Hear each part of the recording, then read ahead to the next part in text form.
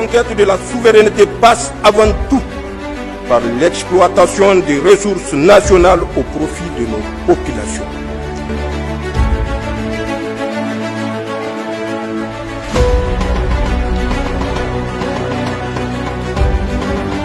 Les tensions entre le général Michael Langlais, commandant de l'US AFRICOM, et Ibrahim Traoré, le leader du Burkina Faso, illustrent un intense affrontement idéologique et politique au cœur du Sahel.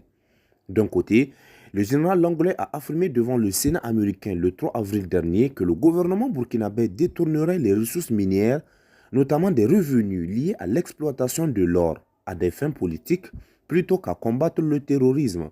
Ces déclarations, perçues comme une critique sévère de la gestion des ressources par le régime, proposent un scénario où des fonds qui devraient bénéficier à la lutte contre l'insécurité seraient employés pour consolider le pouvoir du gouvernement de Traoré. De l'autre côté, la riposte officielle du Burkina Faso ne s'est pas fait attendre. Dans un communiqué du ministère des Affaires étrangères daté du 15 avril 2025, le gouvernement de Traoré a rejeté ces allégations, les désignant d'autant plus comme infondées et politiquement motivées. Selon ce communiqué, la gestion des ressources, incluant également celles provenant de partenariats avec des pays comme la Chine, s'inscrit dans une stratégie de développement inclusif.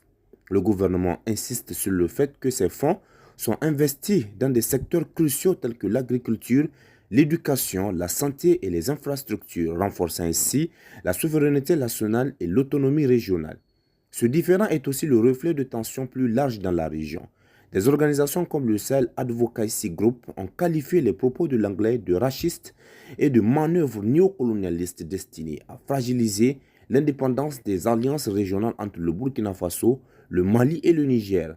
Ces déclarations s'inscrivent dans une lutte plus vaste où certains acteurs occidentaux cherchent à imposer leur vision de l'ordre international, tandis que les régimes africains comme celui de Traoré revendiquent une gouvernance autonome et une gestion des ressources axée sur le développement national.